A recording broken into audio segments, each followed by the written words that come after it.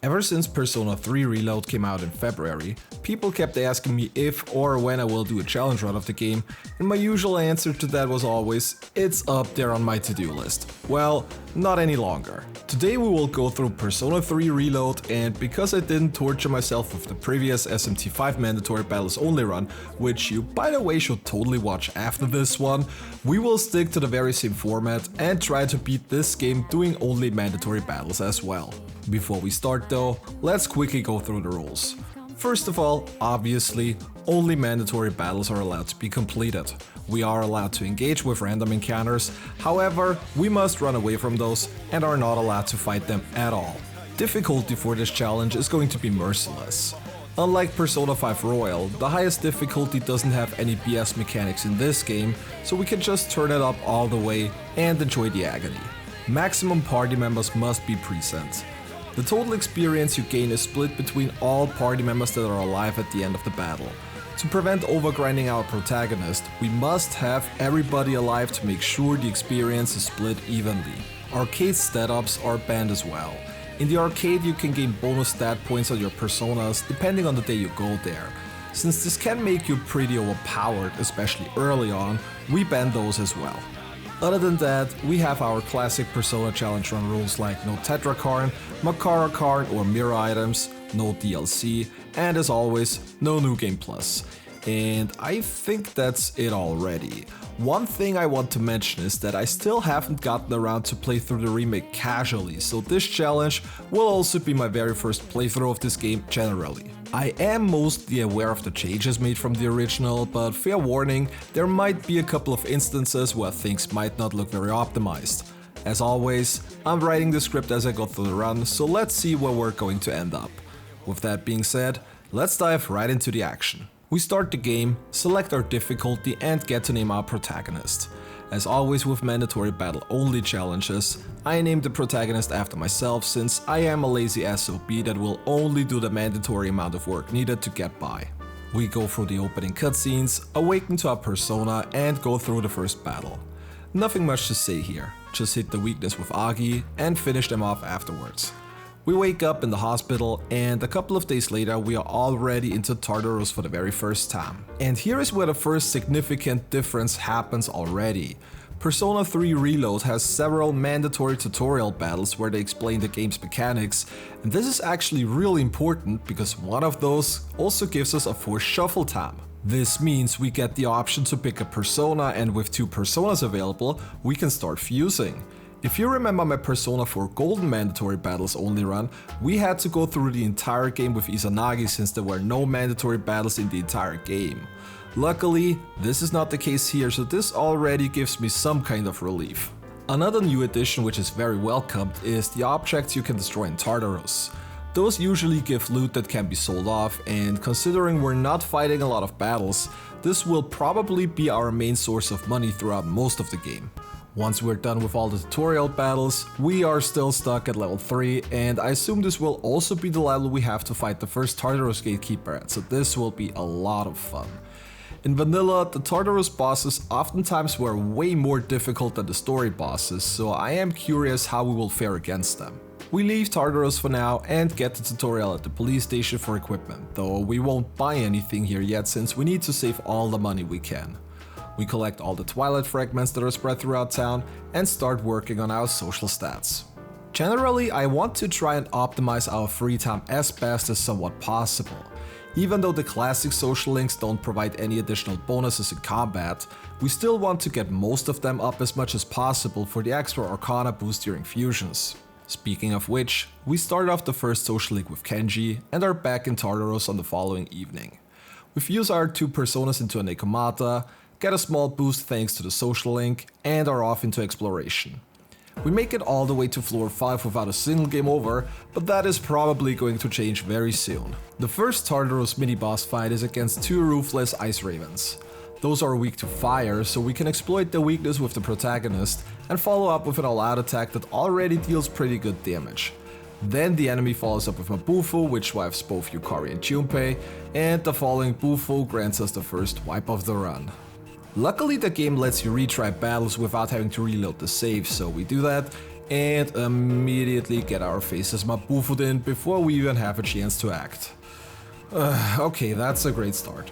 We still try to somehow recover from that, but to no avail, and here goes attempt number 2.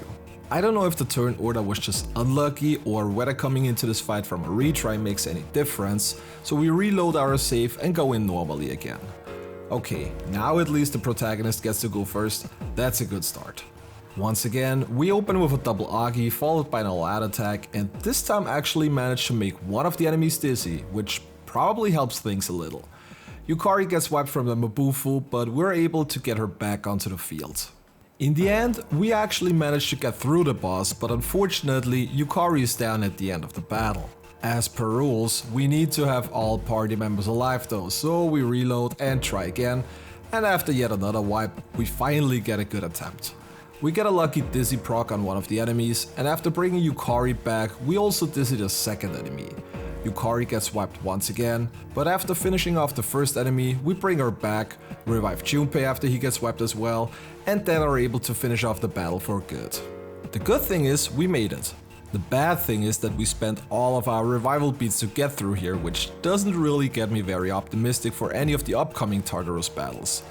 Anyways, we gain 2 more levels and hit level 5 with the protagonist, as well as level 4 with the rest of the party. On the next floor, we have another mandatory tutorial battle where we learn about the shift mechanic and also get the tutorial and major arcana cards.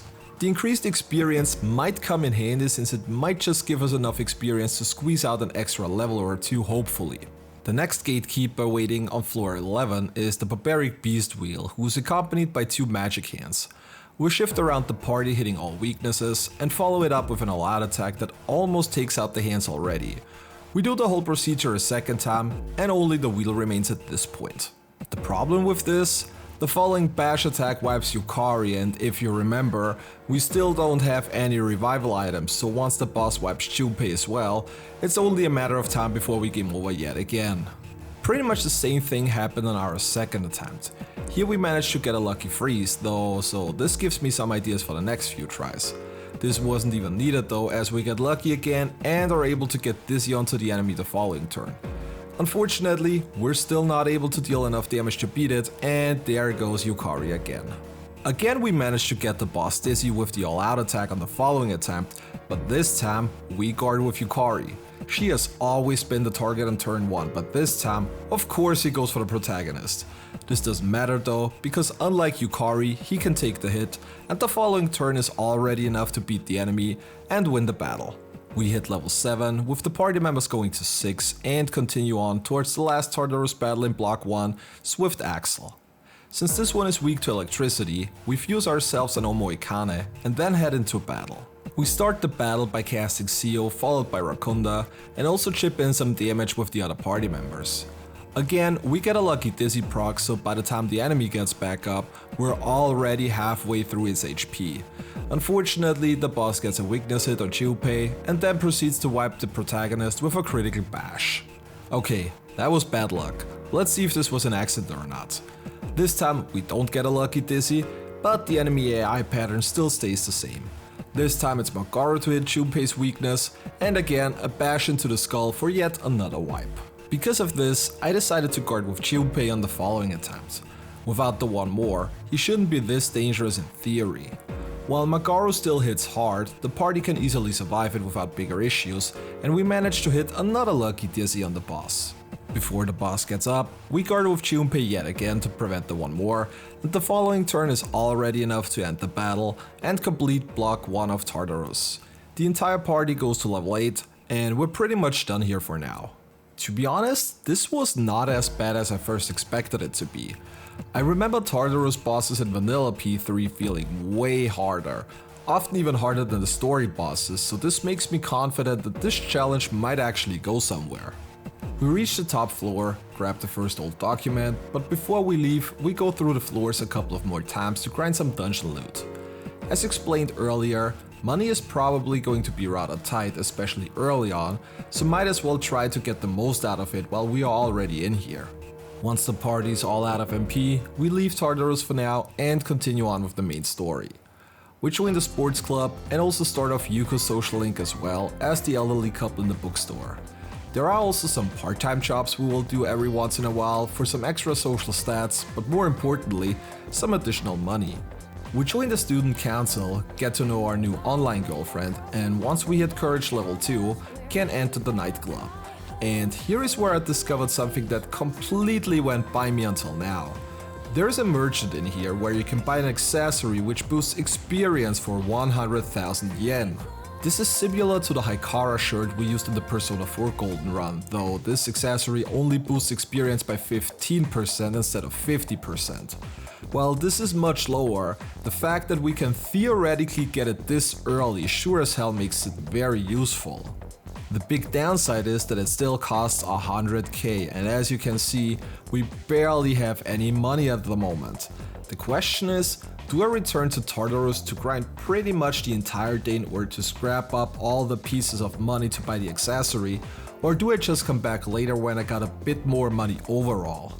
What a stupid question, I think you all know the answer. Of course we go back into Tartarus and start grinding. And just to put it into perspective how much money 100k is at this point, the most valuable loot we can get here is the Thebel crystal, which is extremely rare and sells for 1000. All other loot is worth 150 at best. In fact, we actually max out the first couple of more common items before getting enough crystals to be even able to crack the 100k barrier. This entire process took about 6 hours, and in the end we additionally also sold 99 lifestones as well, which granted us another 44,000. Without those, I don't even think this would be doable without going insane. Anyways, once we finally got the money needed, we grab the accessory, equip it, and continue on with the game's main story. We continue working on our social links, as well as do some part-time work in between, considering we barely have any money left after just spending 100k on a single accessory. We start the social link with Chihiro, and a couple of days later, the first full moon mission is upon us.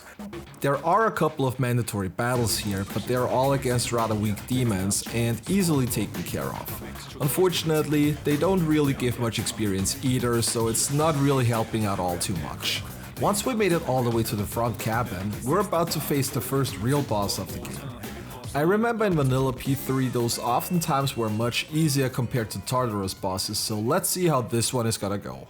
As in the original game, we start the battle off of a set timer.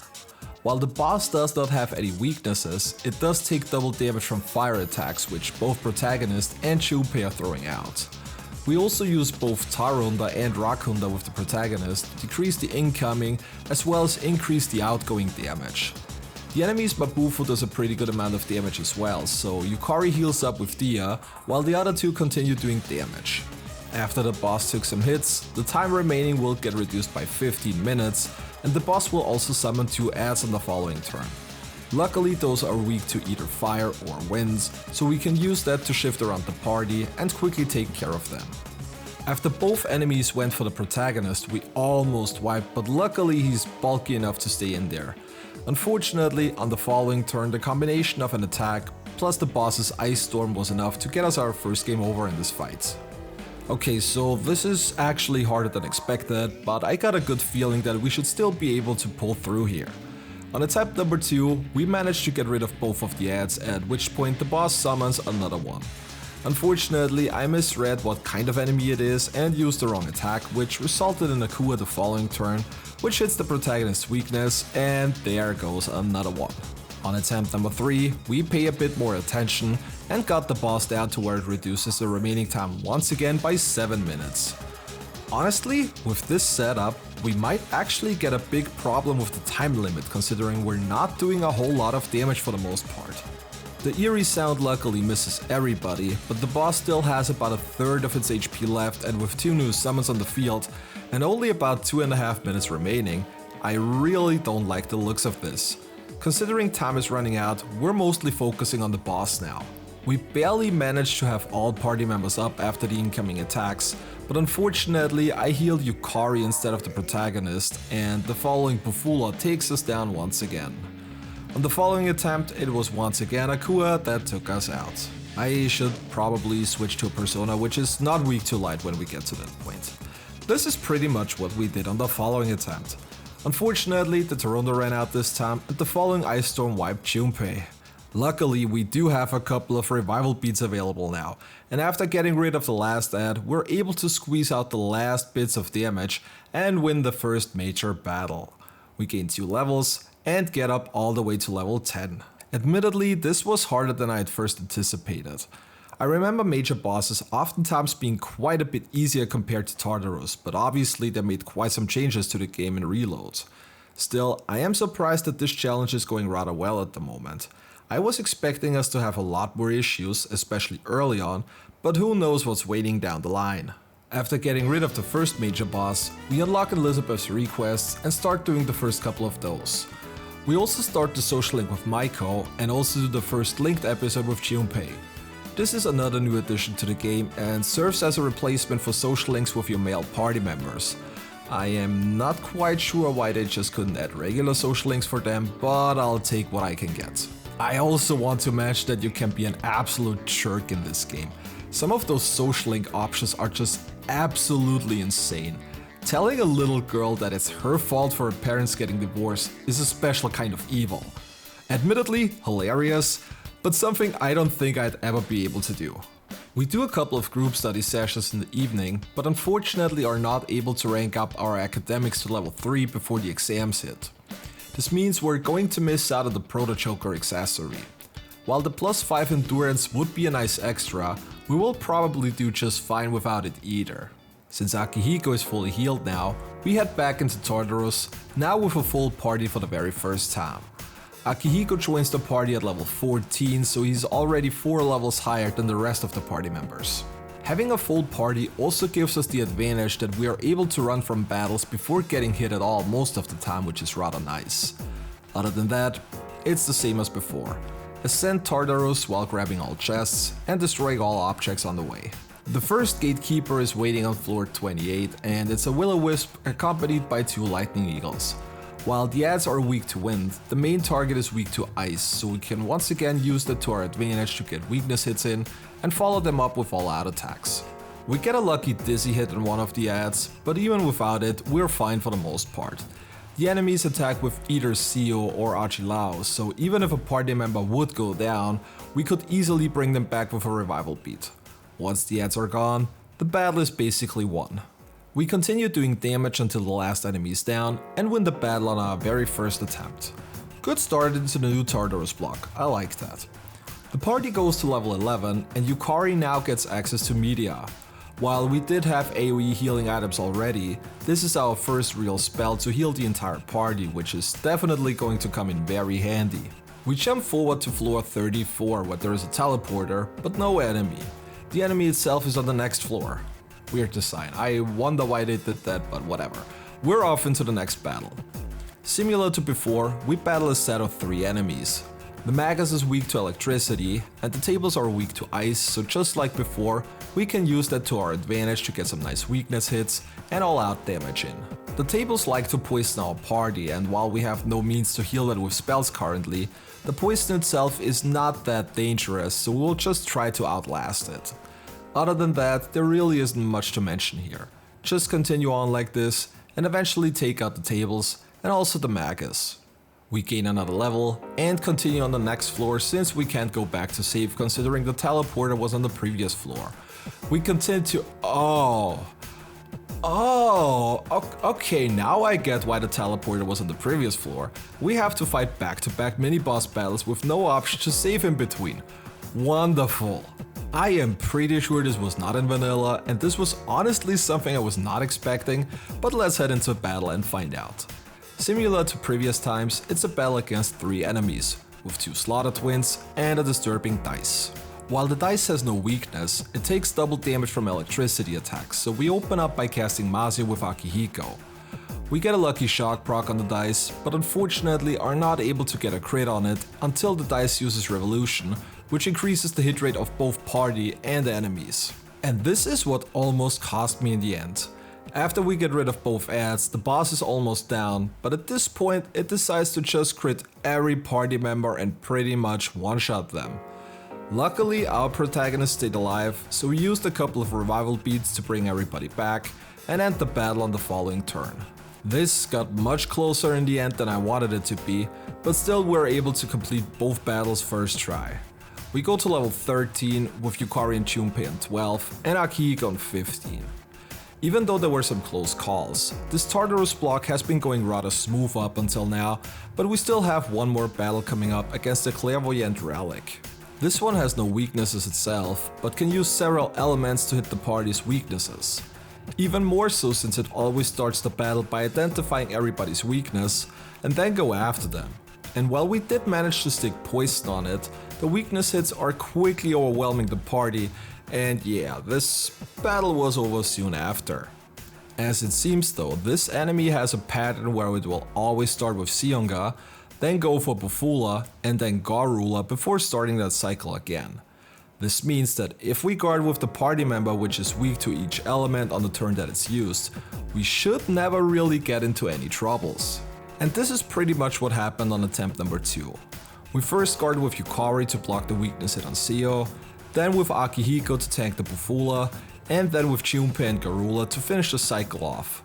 With that strategy, the battle is relatively safe, and while we don't get to stick another poison on the enemy, it is still not a big issue and we can easily win the fight on our second try.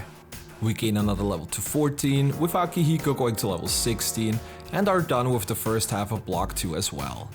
Just like in our previous Tartarus segment, we will stay for a little longer and try to grind as many items as possible to get ourselves some extra money.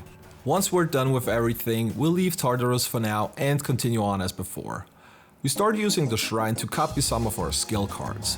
While we don't really have a lot of them due to not having any shuffle times, some of those still might be very useful later on. We also get a tutorial about growing vegetables on the rooftop of the dorm. Great vegetables. Some of those can be pretty useful, so might want to make good use of those as well. With that, we can also grab the last Twilight fragment that is lying around town as well. We start off the social link with Bebe and continue building our other social links as well.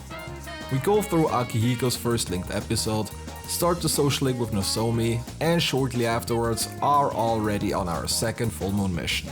Before doing that though, we're quickly stopping by the Velvet Room. We've used a Bear Riff which has access to all different kinds of physical attacks, so we can cover everything. We're pretty good on elemental coverage, so that should be all we need, and with that, we finally head into the next full moon mission, this time for real. After getting separated from the rest of our party, we cautiously make our way through Tartarus until we reunite with them, and shortly afterwards Fuka awakens to her persona and we're off into the next big boss battle against the Emperor and the Empress. The Emperor always starts off being weak to electricity, with the Empress being weak to pierce. We can use that to our advantage to get several weakness hits and a lot of attacks in and deal good damage before the boss can even start doing most of its stuff.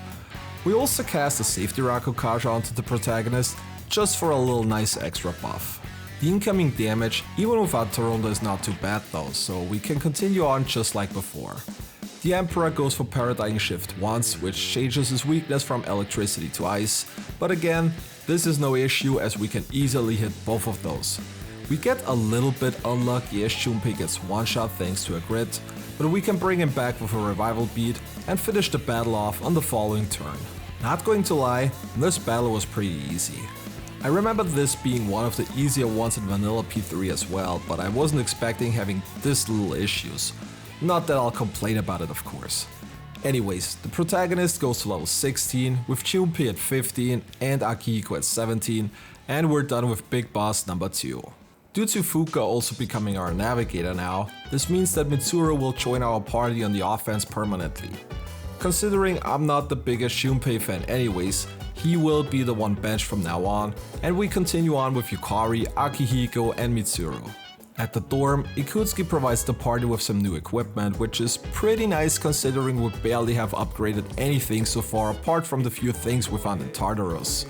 With that, we also get the tutorial on the newly introduced Theurgy mechanic. Once we're back, Mitsuru gives the party a full guide through the dorm, which unlocks the opportunity to additionally hang out with certain party members during evening hours. This not only raises some social stats, but each party member also gets some passive bonuses after hanging out with them 3 times, so this will also help in combat. We join the art club, do some cooking with Akihiko, and shortly afterwards also get the tutorial about people wandering around in Tartarus. Since those come in batches over a period of time, we will push the Tartarus segment back going forward in order to get everything done in a single evening. We also meet up with the best boy for the first time. I would really like to use Koromaru once he joins the party later on, but unfortunately I'm not sure if he's going to offer anything unique to the party. While he does learn Debilitate, which would be incredibly useful, this doesn't happen until level 77, which I am pretty sure we're not going to even reach in this challenge. We're also starting to max the first couple of social links, starting with Hidetoshi, and are back into Tartarus only 5 days before the next full moon approaches. Like mentioned earlier, we will replace Junpei with Mitsuru going forward, since she has a much higher level and in my opinion is also more useful. And to be quite honest, I just don't like Junpei, though I do feel he is less annoying than what he was in Vanilla P3. I'm not sure if they changed anything with him, or if I'm just used to him by now. Anyways, we continue climbing up Tartarus until we run into the first gatekeeper servant tower, who is accompanied by 2 enslaved cupids. The tower is weak to dark, while the cupids are weak to electricity, so with my sheer wisdom, of course I mix it up on turn 1. Since the cupids like to Tarakasha the tower, we make sure to keep it debuffed. The incoming Makuga hits like a truck, but luckily nobody goes down and we can heal up with Yukari again. Unfortunately, the same cannot be said about the assault dive, but since this is only single target, we can easily recover and continue on. The cupids are gone soon after, and once the tower is on its own, it's not really that dangerous anymore. While it does resummon another cupid, we can easily get rid of it and continue working on the tower. Keep it debuffed, heal up if needed, and go to work until it's down. The protagonist gains 2 more levels, going to 18, with Yukari, Akihiko and Fuka also leveling up. We start rescuing the lost people and continue on until we run into the next gatekeeper, Lascivious Lady, who is accompanied by 2 Hulk Hogans. While Hogan is weak to wind, the lady completely nullifies all magic attacks. But luckily there is a very convenient way to approach this battle. All enemies seem to be susceptible to charms, so we can use Mitsuru's Swearing Karen, which is probably her move that pissed me off the most in Vanilla P3, to our advantage here.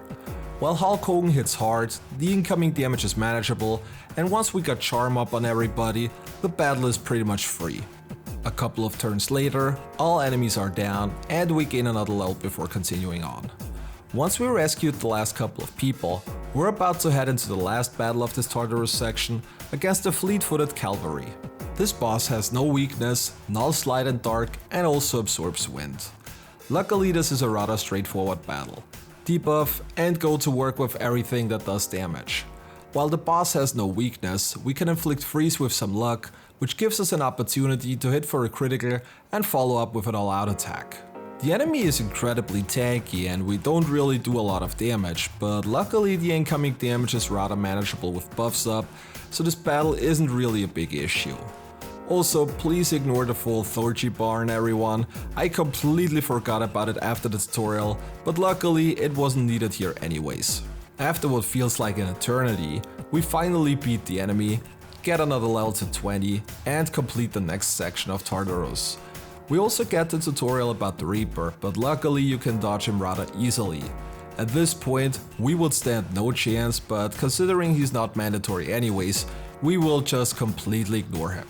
Just like in previous Tartarus segments, we also pay the lower floors another visit for some more items and materials. Money isn't as tight anymore compared to the beginning of the game, but higher level fusions quickly burn through your cash, so it certainly doesn't hurt to have a decent stack of money saved up if needed. We also start visiting the shrine more regularly. To my surprise, we have gotten a couple of elemental passive cards, so duplicating those certainly seems like a good idea considering the boost is a free 25% damage increase. Since we also maxed out our current stat, we can now start the socialing with Fuka as well. We still need to max out Charm and Academics for Yukari and Mitsuru, but we're slowly getting there. We also buy resist Charm accessories and discharm items in the mall to prepare for the upcoming mission in a few days. The next full moon boss likes to charm the entire party, so we put the accessory on everybody but protagonist since we still want the experience boost on him. And with that, it is time to head into the next mission. This time, the segment is split into two separate fights, with the first one being against a Hierophant, and this is something I completely forgot about. For some reason I remembered the Lava's Arcana, but not the Hierophant, so let's see how this one is going to turn out. The enemy only does strike and light damage, but has a high chance of hitting critical hits, so as always, we start the battle by debuffing the enemy. While Makuga hits hard, nobody goes down and we can easily heal back up with Yukari.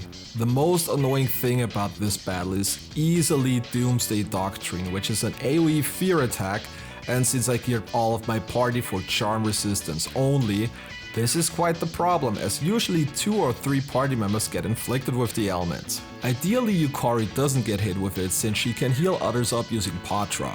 And here's where you can see how bad Assault Dive can be.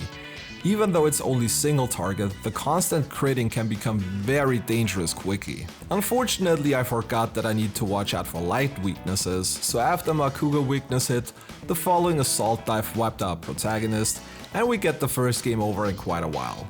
Luckily, we can just retry, and attempt number 2 went much better.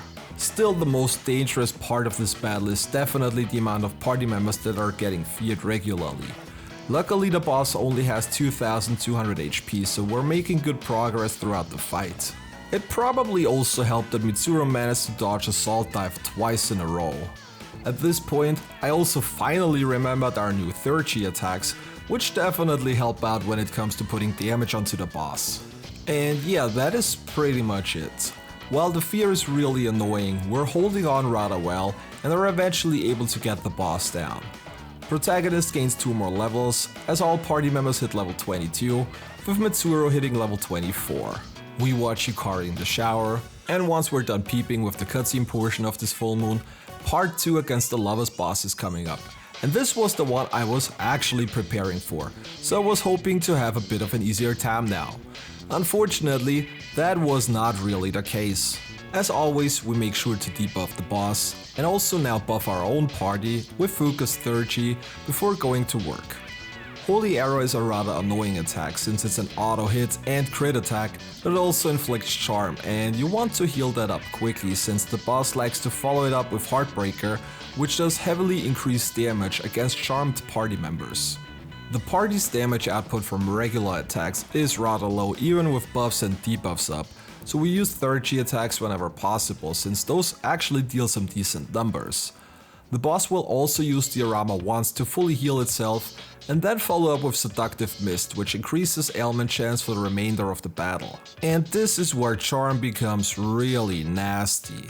The accessories don't block the status, they only resist it, and I don't know what the exact chances are, but I figured out very quickly that they probably don't make that much of a difference, because usually 3 out of 4 party members get charmed when the boss uses Sexy Dance. Ironically, oftentimes the only one to not get charmed is the protagonist, who's the only party member to not wear a resist charm accessory. Especially Yukari should be healed quickly, as she likes to heal the boss when charmed, and considering we're already having issues getting damage in, this makes things even worse. At this point, the boss also starts using Archidyne, and this is another big issue considering Mitsuru is weak against fire, so not only does she take a lot of damage, the one more gives the boss an additional chance to apply ailments or damage the party. Generally, this entire fight is a huge mess, and we often only get a few attacks in between having to heal charm, heal HP, and debuff the enemy. Towards the later parts of the fight, we're also starting to run out of these charms. I figured buying 15 of those would be way more than I need, when it turned out that I could have used even more of them. Luckily, we still had some Patra gems left over from the last Tartarus section, so in the end, it was just enough to get us through the fight and beat the next full moon boss. Protagonist gains another 2 levels, going to 24, and we continue on with the game. Funnily enough, this boss was probably the most brutal one up until now, even though we prepared for it rather well.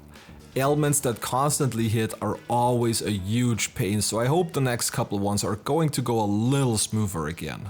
We are studying with the party in the dorm again, start the socialing with Tanaka, and ace the midterm exams. Afterwards, we also get access to the antique shop. This would be a nice way to upgrade equipment or grab skill cards, but since our only way to get materials is via chests in Tartarus, there probably won't be a lot of useful things to get here. Since the party is now on summer break, we're going to the beach where the guys failed to pick up any girls, only to get introduced to Aegis, and here's where things become tricky. I have no idea whether to put Aegis in my party or not.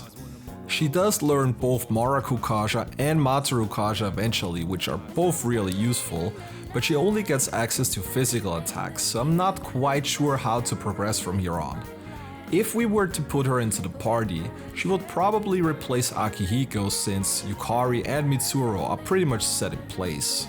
Once we get back to the dorm, we also get access to the Be Blue shop, though this one is probably not going to be used at all, since we're very selective when it comes to party member skills anyways. We tend to guard with Aegis, and also watch a DVD with Yukari, before finding poor best boy being injured and taking him with us. At the competition, we meet Hayase, and since it's almost time for the next full moon, we dip back into Tartarus to clear the next block. In the end, I decided to replace Akihiko with Aegis. Both Matarukasha and Marakukasha are going to be really useful, so feel like this is probably the way to go forward. We get the tutorial for the Great Clock, which brings up 2 party members to the protagonist's level.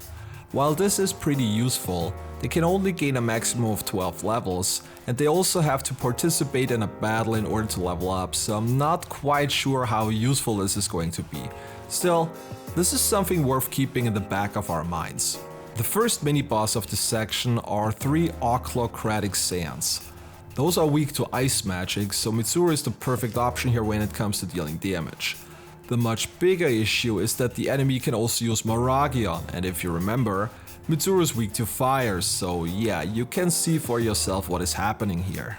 We try to recover and get as much damage in as possible, but then Nuraslash takes out both Yukari and Aegis, and the following Achilao gets us another game over. Now, the easiest way would be to just replace Mitsuru with Akihiko or Junpei, but I really want to get as much experience on my A-team as possible, so we go in and give it another shot. Unfortunately, the result was similar to before. The Maragion itself already hits pretty hard, but the fact they can get a 1 more each time makes this significantly worse. This time, however, we were able to keep everybody up, and once the first 2 enemies are gone, it's only another turn until we win the battle. Protagonist goes to level 26, and we continue on. On floor 80, we get introduced to Monad doors, and since the first one seems to be mandatory, we have to go through this one and battle the Elegant Mother. This enemy is weak to fire magic and will always start the battle by poisoning the entire party. While the poison is annoying, we don't really have any decent AoE means to heal it, so we'll just leave it on and heal up using Yukari. The enemy will also use Barakunda and then follow it up with Maaiga, which deals a lot of damage, but luckily everyone stays alive, and since the enemy is almost down at this point already, we end the battle before worse things happen. We get a Major Arcana card draw here as well, where we choose the Lover's card, which increases experience bonus for all fusions during this segment. Usually I do my fusions a day before full moon to maximize the Arcana bonus from the social links, but for this one, we might do all of them now already. The next mini-boss is the Arcanist Decapitator, which is accompanied by 2 Overseers. The enemy immediately starts the battle by casting Mabufula, and this already does quite some damage. Luckily Fuku's 3rd G is ready by this point, so the buffs are certainly coming in clutch here. Since the Overseers can be hit with weakness hits, we try to take them out first, since the boss by itself is probably much less scary once the ads are gone. After that, the fight isn't really dangerous any longer.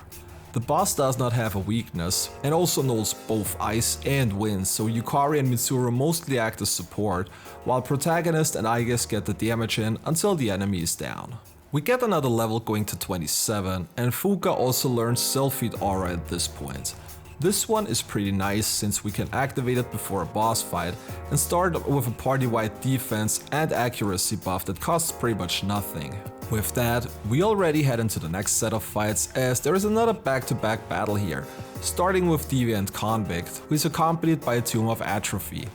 While the Convict again has no weakness, it also doesn't null anything, so we can damage it with the entire party. The Tomb on the other hand is weak to fire, so we can use that to our advantage again. The fight in general is relatively simple. While the Tomb mostly tries to debuff the party, which we can luckily negate using Aegis Secunda, the boss charges up for several turns before unleashing a big AoE Herculean strike. Once the boss is fully charged, we guard with the entire party, and the incoming damage is actually way less than I thought at first, so we can continue on until the Tomb is down and then focus on the mini-boss.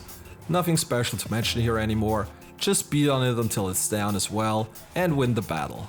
We get to level 29 and head into battle number 2 against controlling and depending partners. The controlling partner has no weakness and null strike, slash, light and dark, and depending partner is weak to pierce but nulls all elemental magic.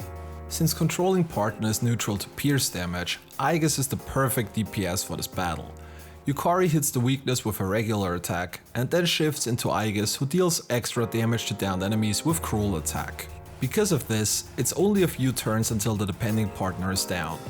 Controlling partner will now use both Mabufula and Magarula, but luckily we have no weaknesses in our setup and therefore can easily continue on attacking the enemy until we win the fight and complete the next section of Tartarus on level 30. Luckily the Mana Passage isn't mandatory, so we just grind all the items from the previous blocks, and once we're done with everything, we head back. Since we're only 2 days off the next full moon mission, it doesn't take very long until we're back into combat again. After Strega locks us in, we head down the tunnel until we reach the next full moon boss. The Chariot and Justice Arcana will start the battle combined as a tank. The tank resists every element but Almighty, and as you can see, we're not doing a whole lot of damage here to start off. Luckily there is a way around this. Throughout Tartarus, we collected several elemental gems which deal a fixed 100 damage, and with those, we can start chipping away at the boss's HP. With a Tarunda up, the incoming damage isn't really a problem and can easily be healed up with Media. Now, I assume the way you're supposed to do this is use the piercing 30 attacks in order for them to split, but the gems do good damage as long as nobody's bar is full. As soon as we unleash the 30, the enemy now splits into 2 parts. The Chariot Arcana will mostly use pierce damage, while the Justice Arcana can try to insta-kill party members with light spells. The most important thing here is to make sure to get their HP down equally, since one of the parts can simply revive the other one if they're not beaten on the same turn. In vanilla P3 this was a full HP heal, but luckily it's only a small one in reload, so even if you screw up, you're not losing that much progress. After a few turns, they will reunite once again, so we continue throwing gems until the next 30 is ready. We use the Jack brothers to once again split them. Yukari goes down, but we can easily revive her, and since both enemies barely have any HP left, we finish both of them off and are already done with the next full moon boss. After the mess that was the previous full moon segment, I am rather glad that this one went really smooth for the most part. We go to level 32 and got some downtime now again until we head back into combat. We continue working on our social links and mostly hang out with our party members during evenings. Koromaru now officially joins the party, and while I'd love to use the best boy, I think we don't really have any room in our current party setup. Like mentioned earlier, Koromaru would learn Debilitate, which is extremely useful, but this doesn't happen until level 77, and I doubt we'd get this high, so unfortunately Koromaru will be benched as well. Also, I can't really watch our boy get hurt by enemies, so this is for his own safety. That being said though, we can now take him out for a walk during evenings, which can give extra points to certain social links, and also a couple of items he finds every now and then. There is also this segment with Takaya which caught me off guard. I like that there is more context to them now, as you didn't really have a lot of dynamic in the original game. There is also the summer festival coming up where we take Chihiro with us. I still haven't decided on a waifu for this run, but I'm just glad you can now max all female confidence in this version without having to romance them, since I'm not really a big fan of the harem route. We also finally hit rank 6 on Charm, which means that once school resumes, we can also start the social link with Yukari. A few days later, Ken also officially joins the party, but he's not going to see a lot of use either. While he is a nice backup healer who also gets access to Tetrakarn and Makarakarn, which we're not allowed to use anyways, I still prefer using Yukari over him. He's also probably my least favorite character in the entire cast, so this certainly makes my decision even easier. We also get access to Shinjiro now, who we won't use either because, well, he's not going to be in the party for very long. We finally start the social link with Yukari and are back into Tartarus literally on the last day before the next full moon happens. Even though we have gotten several new party members, our formation is going to stay the same. This is probably going to be my A team for the rest of the run. The first gatekeeper is the venomous Magus, who is accompanied by two 5-finger blights. The Magus is weak to electricity, while the hands are weak to dark magic. Similar to previous battles, the ads are mostly here to buff the Magus or debuff the party.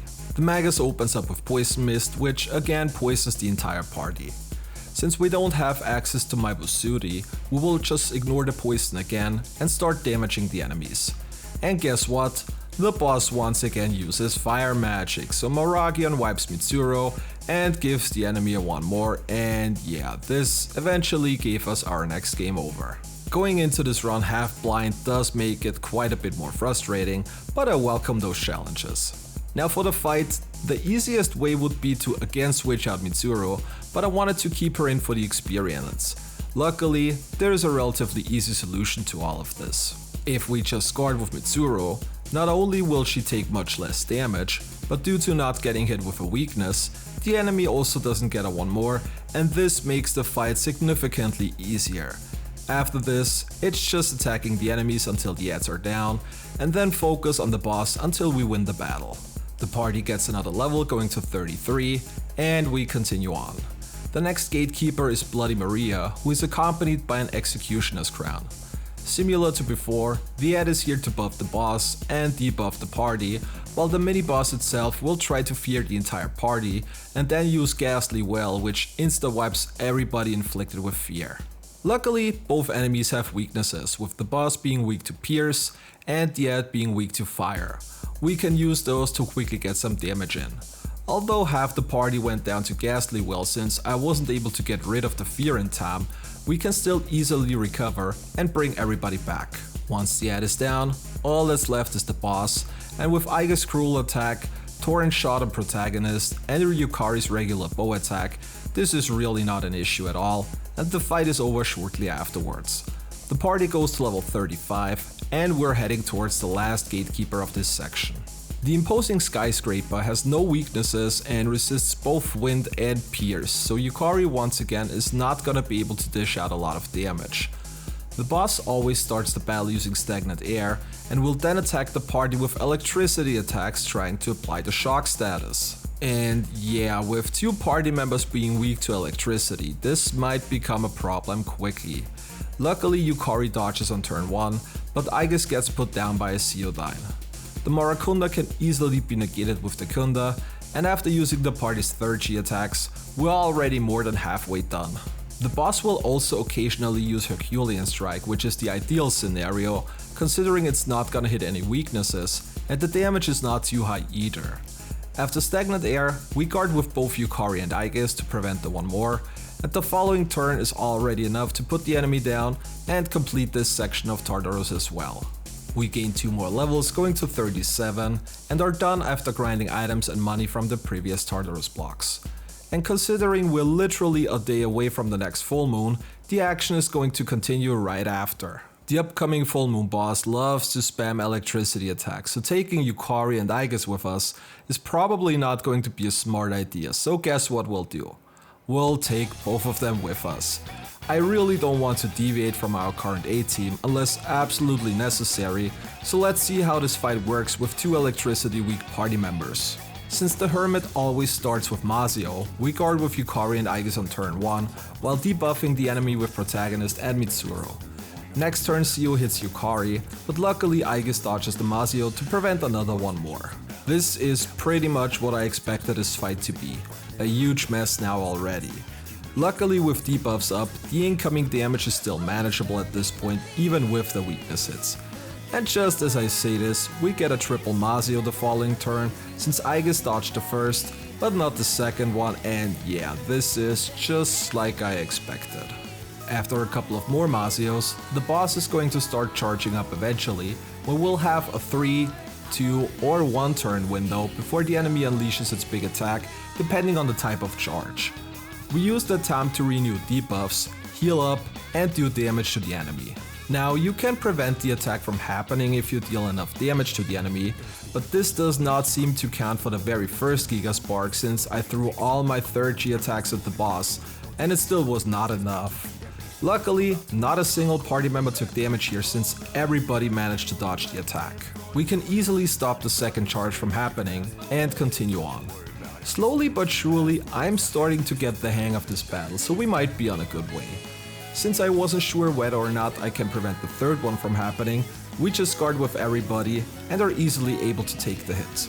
Unfortunately, we couldn't break the next one either, and since nobody went to guard and I forgot to switch to Thunderbird on protagonist, Giga Spark wiped the first 3 party members, and the following High Volt Current gave us our next game over. At this point, I also realized that I forgot to summon a certain persona I wanted to bring into the fight, so we reload an earlier save and get ourselves a Take Mikazuchi for Electricity Break. And a few of you might already know where I'm going with this. The Hermit nulls electricity, but with Electricity Break, and a persona that repels electricity like the one and only Mothman for example, we can throw some damage right back at the boss. While Tetrakarn and Makarakarn are banned, we are allowed to use the persona's native elemental affinities to our advantage, so this is the new addition to attempt number 2. And this is a scenario where multiple Masios are also an advantage for us, since the attack will get repelled off the protagonist every single time. Of course, this doesn't make survival itself any easier, but it increases our damage output on the boss by quite a bit over time. Our Reflected Mega Spark does about 350 repel damage to the boss, so this is certainly quite the help. Other than that, it is similar to before. Keep debuffs up, damage the enemy, and try to keep everybody alive. Giga Spark reflects back for 750-ish damage, so at this point the boss is damaging itself harder than the party can. Every chance we get to use our 3rd G attacks to get damage in and stop the charging if possible. When accelerated charging starts, it gets a bit trickier since we only get a single turn of downtime now before the attack. Unfortunately, we couldn't guard with Aegis here since I just used a 3rd G attack the turn before, but surprisingly everybody survived the following Terra Spark. We heal up with Cadenza shortly afterwards, guard with everybody else, eat the Terra Spark, and the reflected damage is enough to beat the boss and win the battle on attempt number 2. Protagonist gets 2 more levels to 39, and we got the next full moon boss beaten down. The party kidnaps Chidori, but since she won't tell us anything useful, we just go on living our normal life like we did before. We upgrade some of our equipment at the antique shop and also finally start the social link with Akinari. He's one of the few that doesn't need a matching Arcana to rank up since he's only available on Sundays.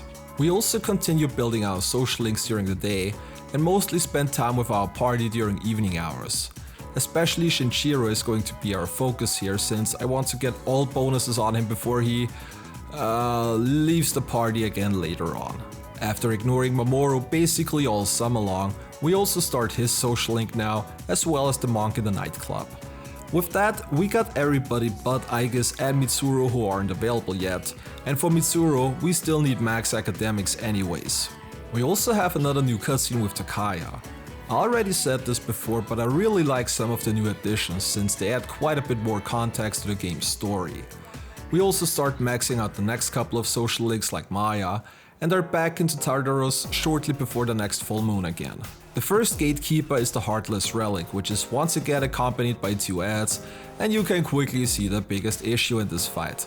Again, we have to deal with status elements. This time it's Neuroslash, which has a decent chance to confuse several party members. Luckily, the ads are weak to strike damage, and the gatekeeper itself is weak to electricity, so we can use those to our advantage. Once we recovered the ailment, we heal back up with Yukari and continue on.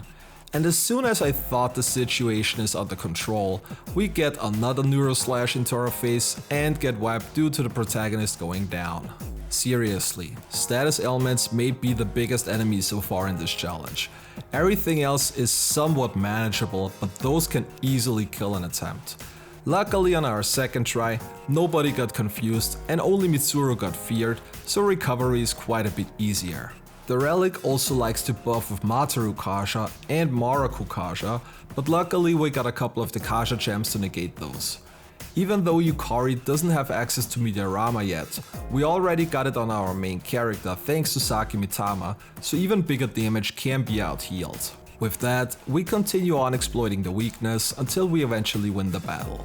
While the protagonist doesn't even get a level this time, the rest of the party gets to level 39 and we continue on to the very next floor, where the next gatekeeper is already waiting. Luckily, the raging turret does not have any ads with it, which already makes things easier when it comes to debuffing. The tank will use its turn to buff itself and set up AoE physical attacks to deal damage to the party. The buffs can easily be negated, which results in the incoming damage being rather manageable. Due to its wind weakness, we can also get some good damage in, and that's pretty much all there is to it.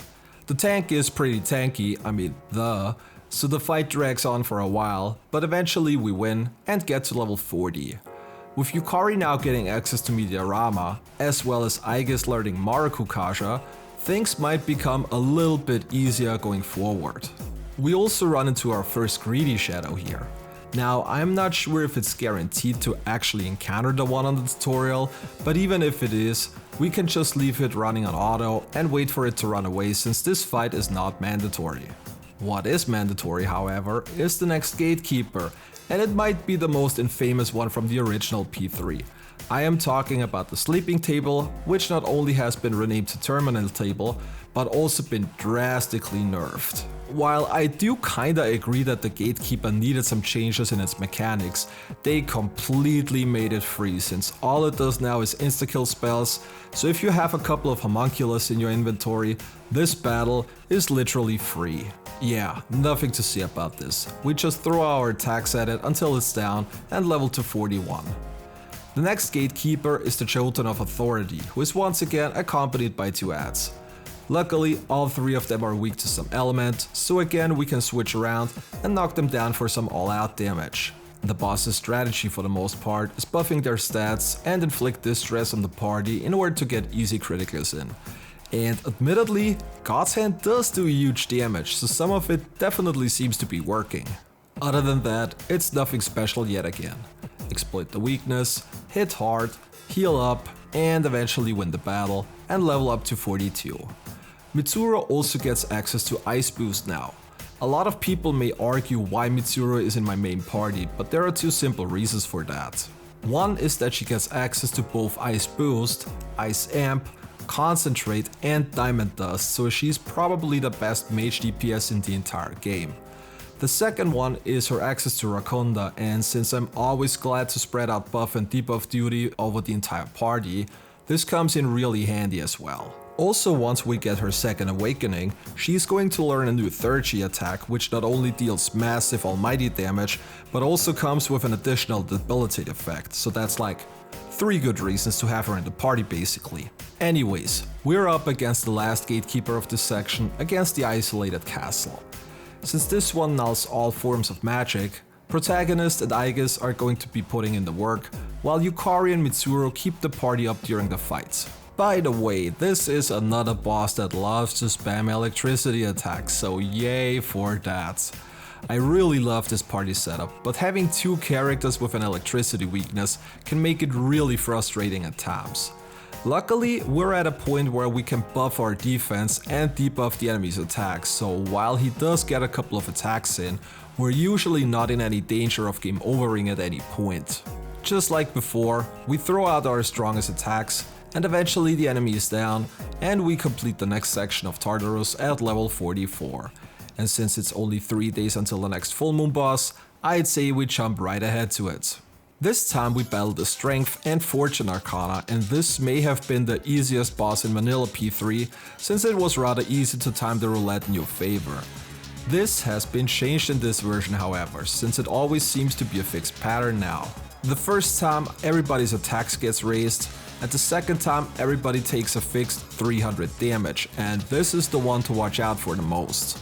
The majority of the party members barely have over 300 max HP, so we definitely need to heal up before that happens. I wasn't prepared and only survived because both MC and Yukari barely had more than 300 HP at the time. Again, I guess this is what happens when you go into those fights half blind. Other than the reels, this battle is as always. Keep your buffs up and debuff the enemy.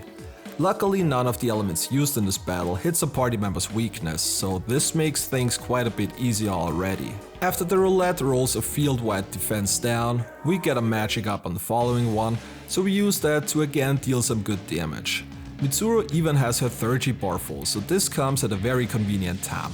At this point the boss is getting close to being defeated, but this time the roulette caught me off guard with another 300 fixed damage, and with the protagonist being only at 298, we are 3 HP short of surviving and game over here. Since the roulette pattern seems to be fixed though, we can easily prepare for that on our second attempt. Considering we now also know when the magic buff is going to happen, we stall everybody's 30 attack and then unleash them all at once when the party is buffed. When the roulette is about to deal fixed damage, we make sure everybody is healed up so we can easily take the hit, and that is pretty much it. As soon as the first part is down, the second part becomes targetable, and at this point the battle is basically won. Throw out the last bits of damage until the enemy is down, go through the fixed roulette at the end, and win the next full moon encounter with the protagonist going to level 46. After the fight, Shinji takes a bullet for Ken, literally. It's a shame he is leaving this early, considering his persona would learn debilitate at level 59, which is the earliest you can get it, but I'm sure we'll be fine nonetheless. Akihiko is also the first one to get a second awakening, but since he's benched, this is not really very useful. Same goes for Ken, who gets his one only a couple of days later. Call me again when the girls awaken, everything else is not really important. During downtime, we go back to the same things we did before. Work on our social links, and hang out with party members during evenings to get everybody's passive skills. After acing the midterms, Fuka also gets her second awakening, and a couple of days later, we are back in Tartarus. The first gatekeeper of the new segment is the Pagoda of Disaster, who is once again accompanied by 2 ads. The Pagoda is weak to strike, while the ads are weak to dark magic, so once again, we can use those weaknesses to our advantage. The Edge shop is to buff themselves and debuff the party, and guess what the boss's favorite element is? And if you said electricity, then you can pat yourself on the back, because once again, we're getting wrecked by Mazionga. I swear, Mazionga at this point might be the hardest enemy in the entire game so far. Screw full moon bosses, screw status elements, this is where the real pain is coming from. Luckily, we're getting to the point where the party oftentimes is tanky enough to take the hits without game overing immediately. Unfortunately not this time around, as a charged Mazionga hits main character into the face, and that's it for attempt number 1. On attempt number 2, we make sure to switch to persona with electricity immunity, and while both Yukari and Aiga still go down, at least we don't game over this time around. We take out the Edge shortly afterwards, and the boss follows up on the following turn. Protagonist levels to 47, and we continue on until the next gatekeeper, Dancing Beast will. This one does not have any ads for a change, and it also doesn't use electricity attacks, so this should be a cakewalk, right? Once we debuff the enemy, we start going to work. Since it nulls ice attacks, Mitsuru's job is mostly to keep Rakunda up, while everybody else does damage, and yeah, there isn't really a lot more to say about this one. With debuffs and buffs up, the damage is not a big problem, and we continue working on the enemy until it's down, and we get to level 48. While this was a relatively easy gatekeeper, fear not, because this is not going to last for long. The next one is a set of 2 Demented Knights. While they're both weak to wind attacks, this is not going to help much, because not only do they love to buff themselves, they once again use our best buddy Mazionga. I swear this is getting ridiculous. Both Yukari and Aigas have electricity evasion equipment on, but this is more a matter of luck than consistency. Luckily, the enemies also use Maiga occasionally, which gives us some room to breathe and recover. Once the first one is taken out, the fight becomes a lot easier, and night number 2 follows shortly afterwards. We level up to 49 before we head into the last back-to-back gatekeeper battles for now. The first one being the Cruel Greatsword, who is being accompanied by 2 snakes. And thank God there is no electricity involved this time. The snakes are weak to ice, with the sword being weak to light. Even though we have no electricity this time around, we still have Slash, so we still have to deal with status ailments. And while that is not ideal either, it's much better than what we went through before. Again, we use the weaknesses to our advantage to get some good damage in, and yeah, that's pretty much it. All three enemies are not very tanky and go down rather quickly. We get to level 50 before heading into the final gatekeeper battle of this block against another version of Hulk Hogan. Hulkamania is a rather simple battle. He has no weaknesses, but also has a very simple attack pattern, trying to get damage onto the party with physical hits. With buffs and debuffs up, the damage is manageable and can easily be out-healed, and this is pretty much everything there is to note in this battle. Fight until the enemy is down, and complete the next block with the party now being level 51. I was kinda hoping we might be able to get to level 54 in this block, but we're still a little bit off. I still think we should be fine regardless, but once we get to level 54, this would have made the next parts quite a bit easier, but more on that once we get there. Since it's only a couple of days until the next full moon, we skip right over there and are stopped by Straga before being able to approach the final full moon boss. Maybe it's because I'm doing a challenge run, but I remember this battle being pretty much a cakewalk in vanilla. In this one, we have quite some issues.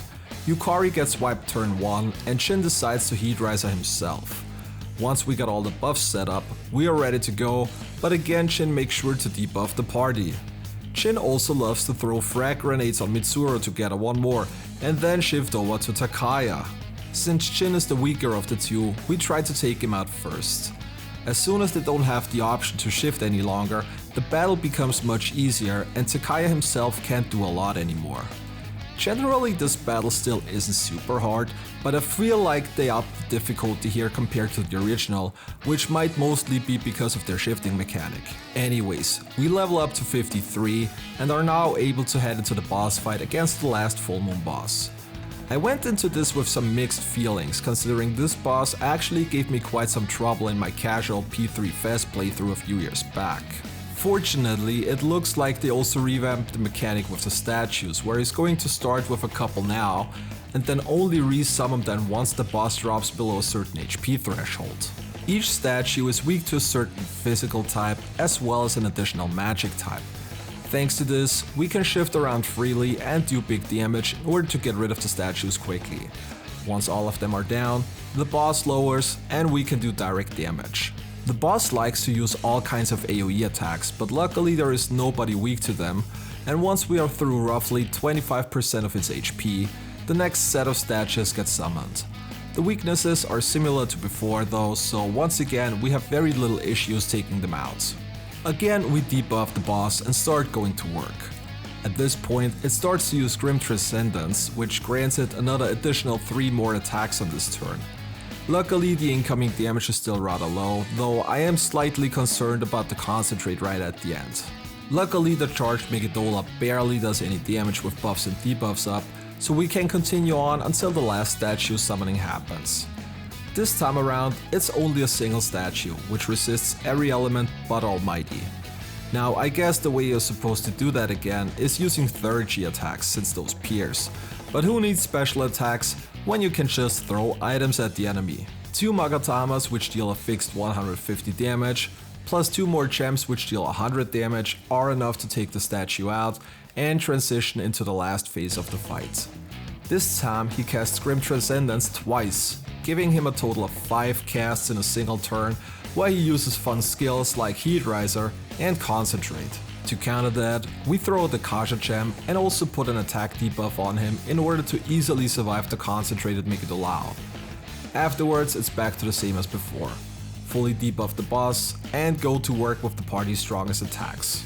It's only 2 more turns after where we're able to down the boss for good and defeat the last remaining full moon boss. Main character goes to level 55, and from this point on forward the next couple of segments are going to be a cakewalk. But more on that in a few. We meet Ikutsuki at Tartarus, he goes nuts, both him and Mitsuru's dad die, and we learn that we actually helped directing the world towards its demise. Yukari sees the real version of her dad's final message and also gets her second awakening. The AoE concentrate ability is nice, but it will probably only see situational use since half our party is directed towards physical damage, and Mitsuru is going to learn concentrate later on anyways. We also get introduced to Ryoji, who has an awful similar face to Ferus, but I am sure this is just a coincidence, right? During free time, we continue maxing out the next social links, including Chihaya, and the most important one for now, which is Yuko. With rank 10 on strength, we can now head into the Velvet Room to fuse the probably most broken persona in this game, Siegfried. Not only does Siegfried have access to charge and auto rebellion from the get-go, he also gets access to slash amp, crit amp, and Brave Blade, which already has an increased chance at critting.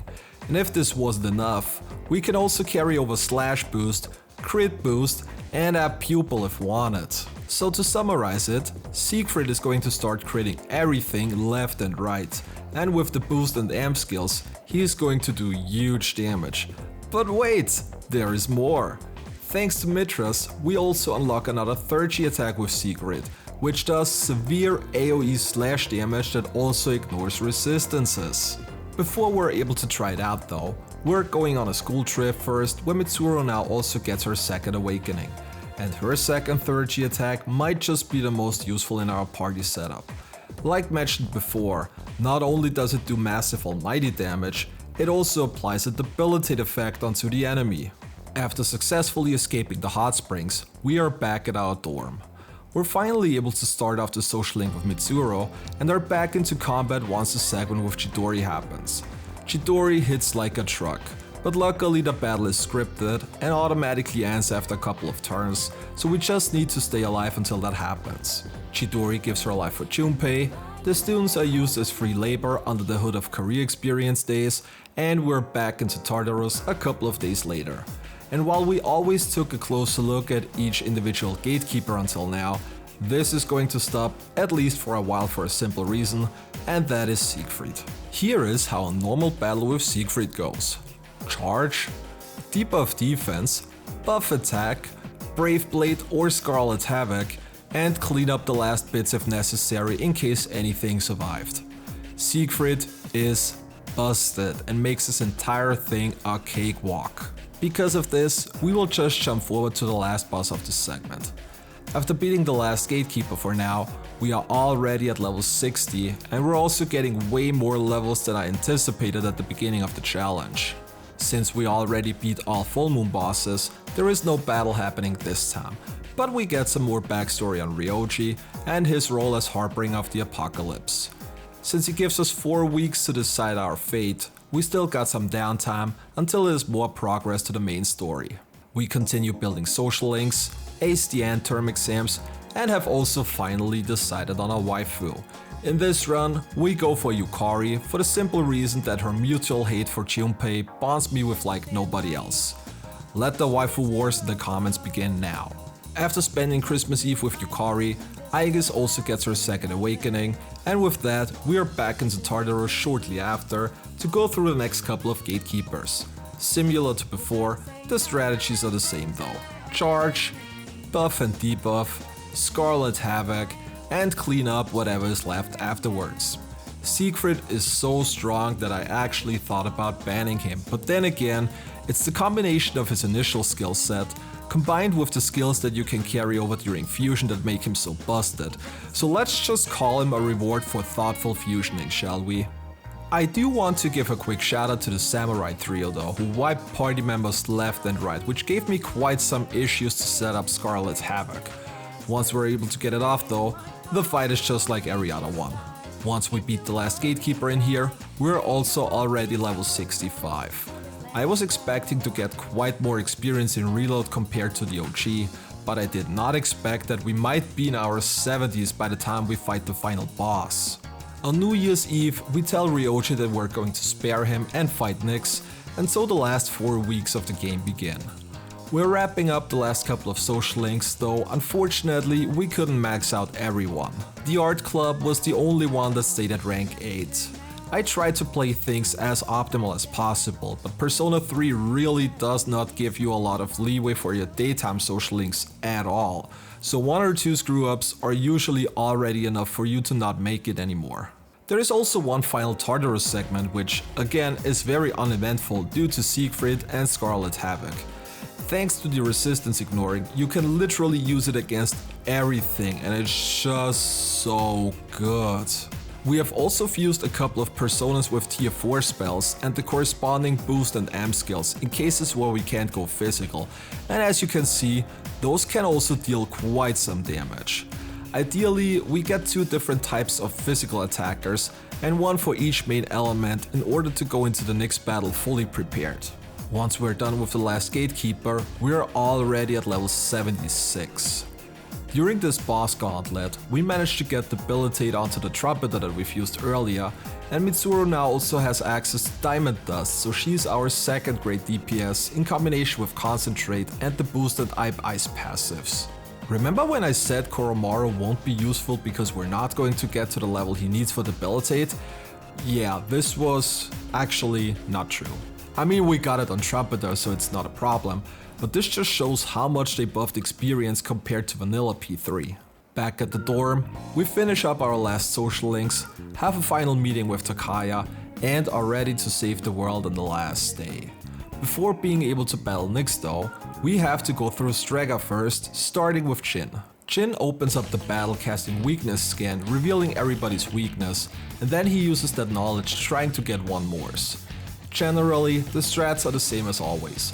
We open up with debilitate, protagonist and Mitsuru are here for damage, while Yukari heals and Aigis mostly buffs the party.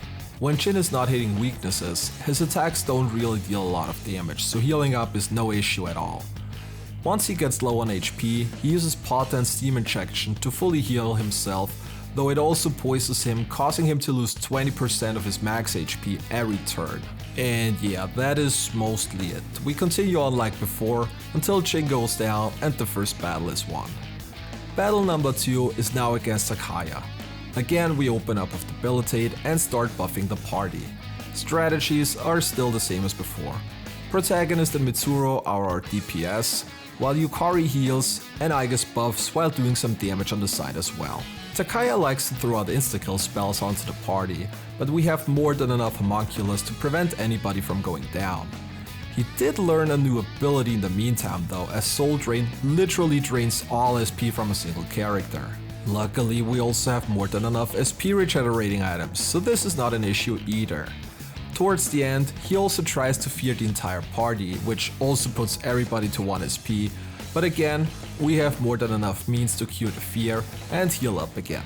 And yeah, that is pretty much all there is to that battle. We continue on like before until Takaya is down, and we are ready to approach the final boss of this challenge at level 80. Now, I know that Nyx has a lot of phases, but I'm very confident that at level 80, we have a very good chance of winning, but let's see for ourselves. Nyx has a total of 14 phases, where she goes through the attack patterns of all full moon bosses we have defeated so far. In the first phase she literally does nothing, so we use that to stack up some buffs before transitioning into phase 2. Stacking up debilitates here doesn't do anything, since every phase change also clears Nyx from all debuffs that are applied. Now we're not going to go through every single phase, because for the most part the strategy is still the same as before. Protagonist and Mitsuru are throwing out damage, Yukari heals, and Aigis buffs. There are a couple of phases that we want to get through quickly though. Those include the Hierophant and the Lovers because of Fear and Charm, and the Hermit, which focuses on electricity.